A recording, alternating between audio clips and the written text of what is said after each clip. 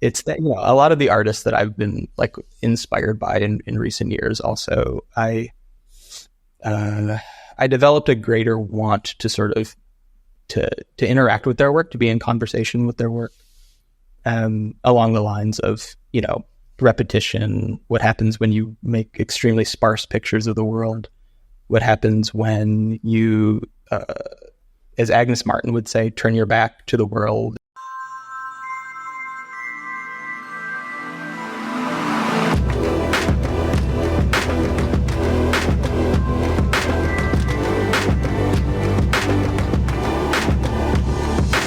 I think this is a great opportunity to go ahead and kind of jump into some of your work, and we can start taking a look.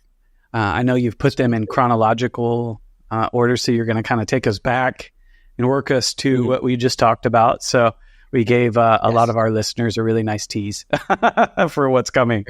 So yeah, all right. So let's go ahead and take a look.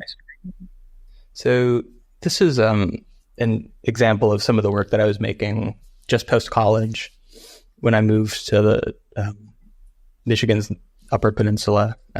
Body of work called Eyes Make the Horizon. It's sort of the example of when I was working, trying to sort of say something explicit about how, we understand nature as something separate from us, but really, it's not. The borders of self and place are porous and blurred. And when we talk about landscape, I'm aware that it sort of has this, to say it bluntly, it has like a pretty colonial history in terms of how landscape and even how linear perspective and what we consider realism in landscape has been conceptualized. And so I was trying to make landscape pictures that didn't have a horizon, where there was no vanishing point, and sort of like find small ways to push back against the typical devices of landscape photography.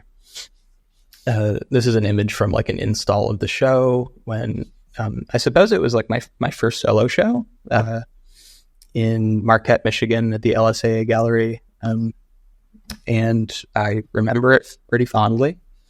And all the prints were, it's a pretty big wall. I don't have the dimensions, but each print is 36 inches and 40 inches with the border.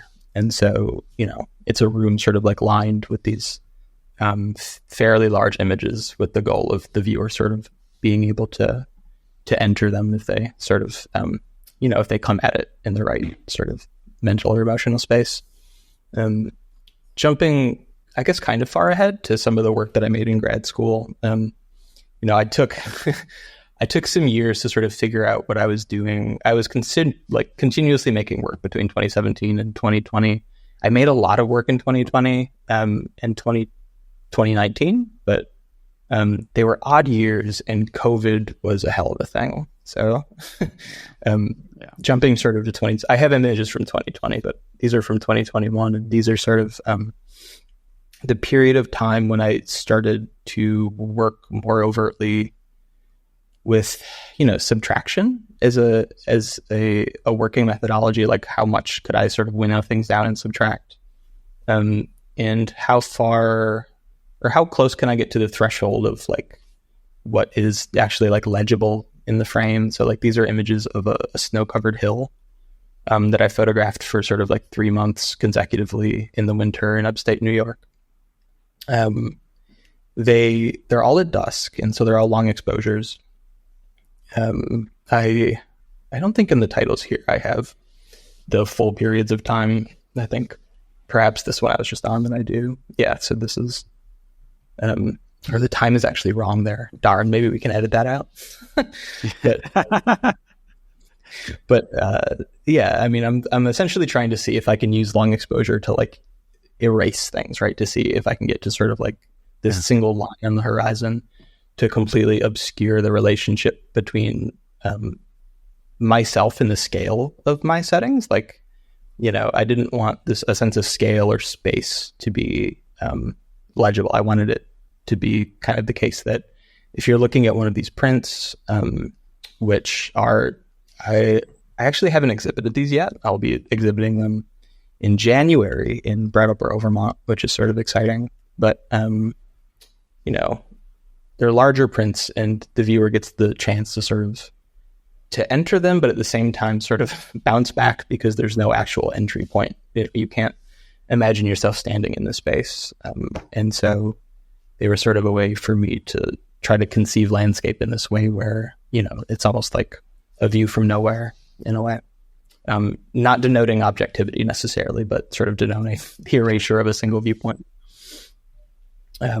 These are from, I show these together in the same body of work because they're extremely similar methodology. I made them consecutively, and I made them as like a sort of call and response to each other. But these are also from a series called Dusk Studies. The previous ones of the Hill are from the same series. But they're color field images that I was making in upstate New York. I would go to the tops of hills at night or not necessarily at night, but like the very end of dusk, and make these pictures. Once again, these like long exposures, showing the sort of progression of light at the very end of day. So it's like photographing the light as it's in the process of dying, and trying to completely obscure the relationship between, if the shapes are concave or convex, if it's a completely flat plane, or if there's a sense of depth to it, where the illumination is coming from. I wanted to make a picture that's actually indexing something. So like, the light at the end of dusk. But at the same time, I suppose pushes back on how photography is often understood to be able to so cleanly index things. Right? Like these show the light at the end of dusk, but you need so much context to know that, as you would with any sort of indexicalization of that, right? I didn't want there to be a sense of like, if there was a sense of space, if there were tree branches, if there were the ground, if there were any of like the content of the rest of my world when I was making the pictures, they would more easily become about that content. And I just wanted them to become about like, whatever relationships were happening between the light and the surface that it was reflecting off of. Hey, it's still a record. It's still a record too. It's just a different style and a different way of thinking about it. It's interesting. Yeah. These are from my thesis work from graduate school. They are of a rivermouth on Lake Superior. So through grad school, I had been returning to Michigan in the summers to work as like a trail guide in this fairly remote part of the state. And for reasons I won't go into, it's a very difficult place to get to. And so I sort of took that as an opportunity to photograph changes in this site on the shore, this rivermouth, and to further sort of talk about, I think I was alluding to this earlier, but taking sort of like an understanding of anti-essentialism, right, that we usually apply to human beings, and applying it to something that we consider inanimate, or applying it to a place. There's also this concept from Theodor Adorno of identity thinking, where our conception of the thing sort of overpowers the actual particular thing. And I was trying to use that to sort of photograph this landform. And what do you mean by anti-essentialism? Seeing things and encountering them as like particulars instead of understanding them as having a sort of like, having like an essence. So for example, with the rivermouth, I wanted to really show that that any given documentation of the rivermouth will not be exhausted. Like you can't exhaust it as a thing. It's constantly changing. Yeah. It doesn't have a sort of form or an ideal form that it returns to. It's like, it's the space between the lake and the river. It's like, it's an in-between space. It is, it's constantly changing. It's a way to talk about change, I suppose. Yeah. So I started making these photographs, and I can read them aloud if you like. I don't really. Of course, please. But these writings to sort of like go along with the pictures, and the relationship's not really one-to-one, but they more so have to do with, I guess, the subject matter I was trying to get to by photographing. So this one reads, Narcissus drowned in a pool that became a mirror. He fell in love with his reflection in the pool and felt toward it, attempting to meet it. Had Narcissus gazed at his reflection in a river, he would have seen a silhouette cut through by the current, his features illegible in the unsettled surface. He might not then have fallen into the water and drowned. He might have lived had he not known his own face, the pool, a body of water in the shape of an ego. So it's like, a way to talk about self in this case, and the extension of, for in this case, narcissism, or like the idea of like a solid sense of self, and trying to use the river to sort of push back against this, or to sort of explore, explore change, or like non-essentialism, always thinking of yourself as particular and changing. I can give this one a read too. But please. Yeah, we have time. Okay. Wolf walked into the river ooze with stones in her pockets. Full pockets. River stones dense in their beauty and smoothness. I wonder if she felt the stones in her hands, felt both surfaces speak to one another, skin touched and stone held. I wonder if this gave her pause on the shore, held her attention. I imagine her, enveloped in the act of holding a stone, living a moment longer. This is beautiful, but beauty alone will not save anyone. It is without an ethics. It must be swallowed whole. This is about attention. Hold the smooth, dark stone tight in your fist until it softens from pressure and heat. It was formed this way in the first place. Acts of attention soften our felt edges. So, these sort of like bits of, these bits of text that are exploring what I'm thinking about in this more poetic form. And yeah, I hope I have some radiators that just went on in near my office. Oh, it's adding atmosphere. No, I'm just kidding. That is, are you writing these? I am, yeah. Yeah. And so these are kind of reflections. And what's that? I was just saying I've been working with text sort of on, without, I guess I'm trying to figure out how text plays with my work a lot of the time. But yeah, go on with what you were saying. Well, I'm kind of curious, is like, are you, when you're making these and you're making work and stuff like that, are you writing in conjunction? Are you also very much involved in journaling and writing? Yeah, I am. A lot of the time, so things like this, I think the first one was written shortly after the picture was taken. The second one was written sort of retrospectively. A lot of the time, the writing for me ends up being, something that happens when I'm like sort of congealing and putting together some stuff from a more informal journal, sort of like gathering my ideas.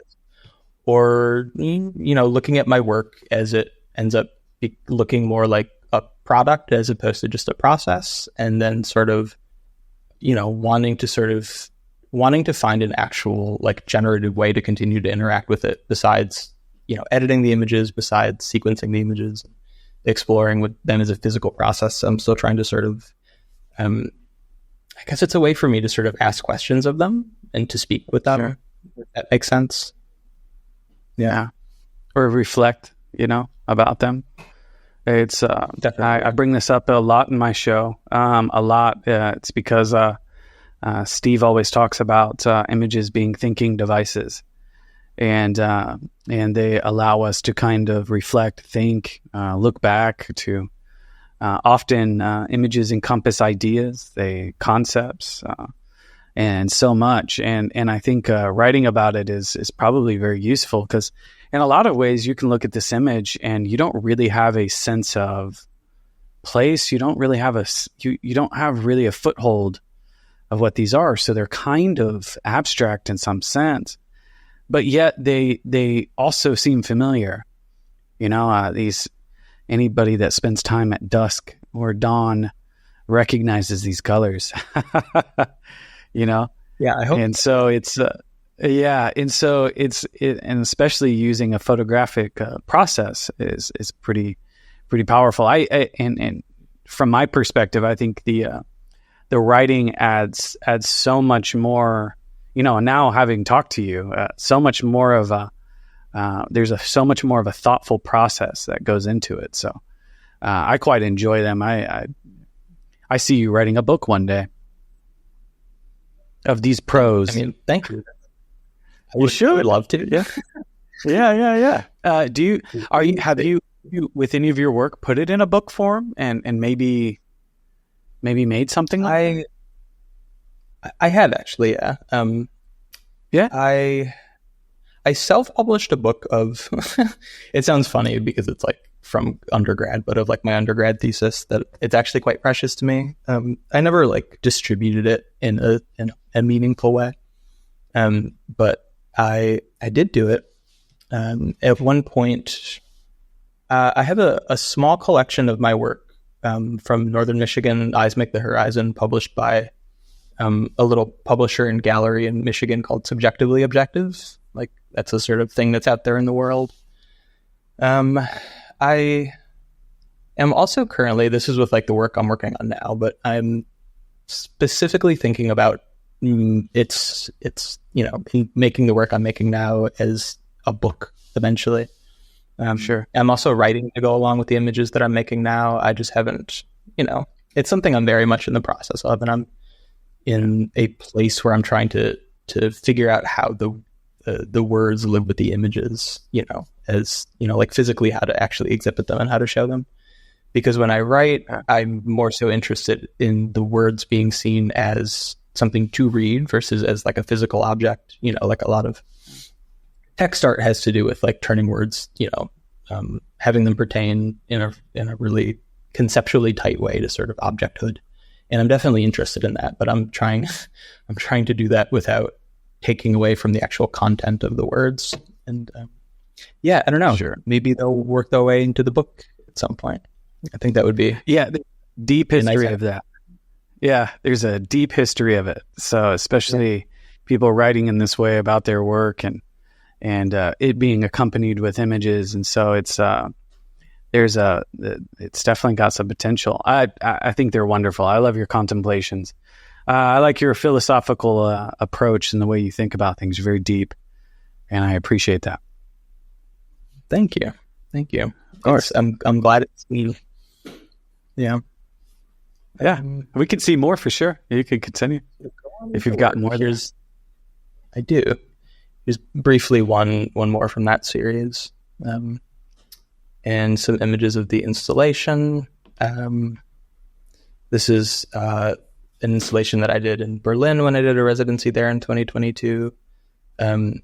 Making this is also like, this was another way for me to start thinking about time and space together. So not to belabor this work so much, the body of work is called Concrete. I was in Berlin for a residency for 3 months, and I photographed in this old like Stasi building in the stairwells for 3 months, and I would photograph at dawn and at dusk at the very end of day.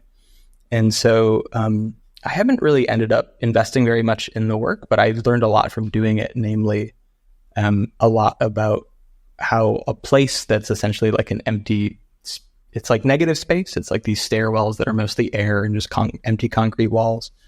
They hold so much content if you simply like watch and wait for them to change. And it was it was a beautiful process, and I learned a lot about my practice from it.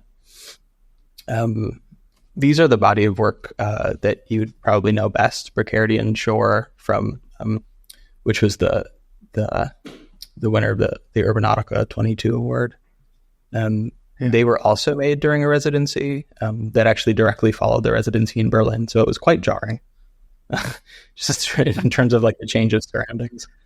But I guess I sort of like took what I had learned from working in Berlin and was able to immediately apply it in a setting that had felt more urgent to me and relevant.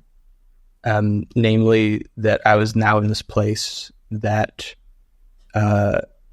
was so dramatically affected by the tide, and that was so fragile and precarious. Like it's a long peninsula. I don't, off the top of my head, I don't remember how many miles long it is north to south, but it's like 2 miles wide, and it is at extreme risk of being, disappearing due to climate change because of sea level rise. And the tides are so dramatic in the bay. It's Willapa Bay. And I was just like so infatuated with like how dramatic the tides were. And in watching the tides, I found that I couldn't think about them or watch them or look at them in any like simply immediate way. I like ended up thinking about the future of the peninsula, climate change, and the reality of sea level rise that is hurtling toward us. And so I ended up sequencing the images and editing the images down in this way where the progression of images would speak to a flood, where without sort of spelling it out in a way that would completely overpower like the particularities of what I was photographing. So like the tide, the details of the place where I was, like I didn't want to just subsume those under like the topic of climate change. I wanted those to be intact, but I also wanted to show that like, you know, in seeing something as beautiful as this or as subtle as this or as, I don't know, constant in the sense that it's a cycle, it really does read, at least to me in 2022, as pertaining to a possible future. And sort of, you know, I ended up making images that I think spoke to the sense of anxiety that evoked in me. And yeah, I think it's a lot to talk about, obviously, because climate change is such a huge, also almost unsayable, you know, it clearly needs to be sayable. We're trying to find ways to say it and to represent it. But to talk about our relationship to place. And it was also tricky because I'm used to photographing places that I know very well, and I'm used to spending a lot of time there. And so, you know, I have this opportunity in this place for exactly a month. And, you know, it's a question for me of like, how do I use that wisely? How do I say something about the place that's not just like some like novel thing that I'm interested in to do with like the beauty of the place? But, you know, how do I do that without sort of trying to make a declarative statement about a place that I don't, you know, that I don't know very well? A month there to me is not enough for me to speak definitively about what it's like to be in that place or to live in that place. And I think I can say that, you know, climate change is not something specific to this place. Obviously, sea level rise will be an issue, but it is something that we're all going to be dealing with very shortly. Well, it sounds like that time, the shortness of time was tough for you. Do you feel like you were successful in giving the proper care that you like to give to a place? I hope so. Yeah. I hope so. Well, it won an award, so. I mean, I guess that does say something in this case. Yeah. But but I want it's different how you feel. No? So like, Yeah. I think in the end, it's about, you know, it's if the viewer feels that from the images, and I don't know. I wanted to avoid photographing people or like sort of like indexing particularities of the community because that's not what I was focusing on. It's not really what I focus on with my work anyway. So anyway, yes, I wanted to take an approach to the place where I was using it as a sort of like, you know, the tide was metonymous with sea level rise. They were like one and the same for me in that moment, at least imaginatively. And so I wanted to end the series with this image, which is obviously the sparsest image in the bunch. But I'm hoping for it as a sort of like signifier of, you know, of sea level rise, straightforwardly. And also, you know, a sort of way into the work as a sort of contemplative, an opportunity to be contemplative about the topic, right? And I guess this image is also a good like sort of transition into what I'm making now, you know, based on the sort of sparseness of it. Or since I've moved to Vermont, I started making these images that are that index light at the end of day, like the very last light of each day, very similar to like the Dusk Studies pictures that I showed earlier. And I wanted to see if I could do that by, yes, like erasing sort of, or winnowing down as much of the world as I could for the images, but without sort of sacrificing there being like something there, right? I didn't want it to just be like a straight field of color. I wanted there to be an object because of the way that, I suppose largely because of the way that works with attention and the way that you're able to sort of invest your attention in this one particular spot or object in the image, and to talk about continual change and to talk about a lot of the things that I've been working on with my other work. But, you know, an opportunity to talk about time as a subject in and of itself, and to see if I can straddle the line between sort of specificity and abstraction, right? Like, I can't help but understand abstraction as being, you know, something that's, you know, it's completely not representational, right? And there's an actual object in these images, and you know, it's probably not true for every viewer, but I, at least for the sake of my process, I understand them as, you know, moving toward abstraction without really fully being there, because there's still a picture of something in the world. And I suppose I'm trying to find ways to talk about what time feels like and the way that sustained attention changes what time feels like.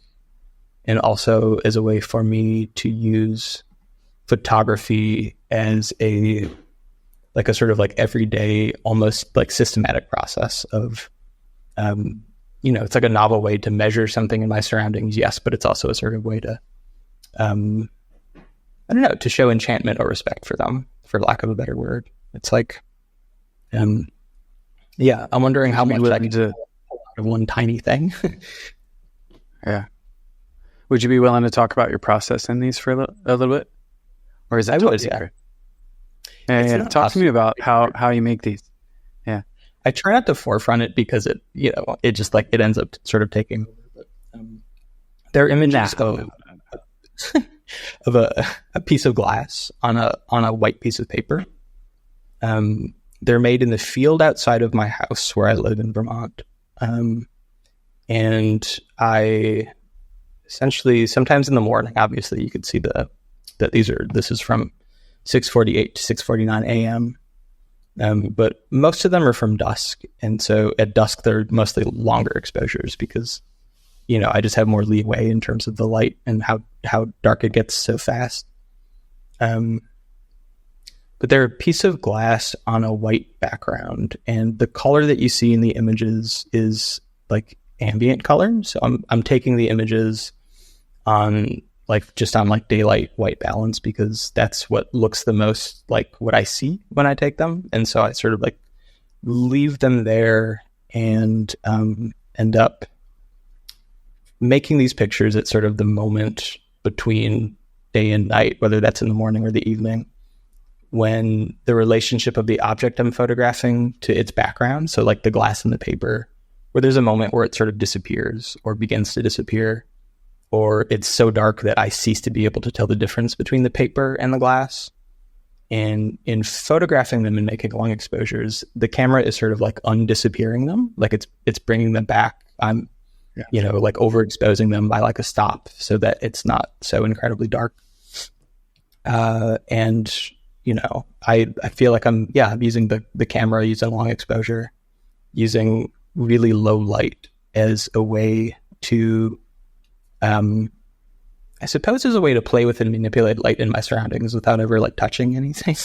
You know, it's like I'm seeing the way that the camera can actually change the world in ways that aren't quite available to like our eyes, right?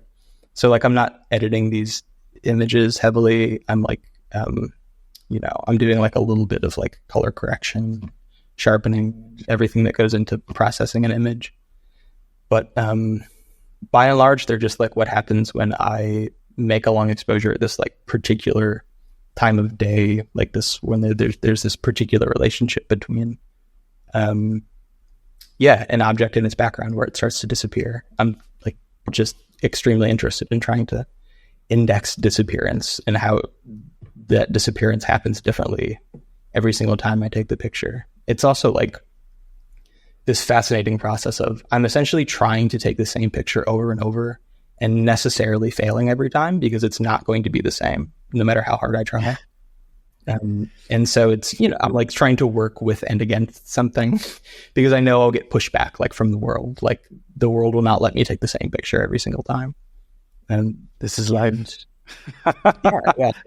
It's a really good What got you into this idea? What drove you to this approach? Was honestly, it just you had this question and you were like, how did you land on that? Trial and error is one of the ways. Another is that it's the sense, I think a lot of people can probably relate to this, of like, I really wanted to see what something looks like, and I had to make it to see what it would look like and what would happen. Like, it was like, you know, it's the feeling of just like, I wonder what would happen if I did this. And I feel like I need to, and so I'm going to do it.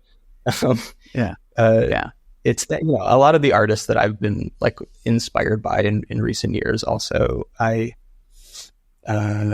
developed a greater want to sort of to interact with their work, to be in conversation with their work, along the lines of, you know, repetition. What happens when you make extremely sparse pictures of the world? What happens when you, as Agnes Martin would say, turn your back to the world as a way to sort of say something really like fundamental about it? I don't actually feel like I'm turning my back to the world. I am going out into the world to make these pictures, but you know, I want to make something that looks, I don't know. It's hard to have a word for it. Something. It's almost like doing metaphysics with photography, I suppose. I know that sounds really pretentious, but like, say something about time and about how, once again, you know, what's the old Heraclitus quote? You can't step in the same river twice. A lot of it, I think, really does come down to that for me. It's a very interesting progression, and I love the experimentation. I just love these colors. I love this color. So it's something I'm really enjoying.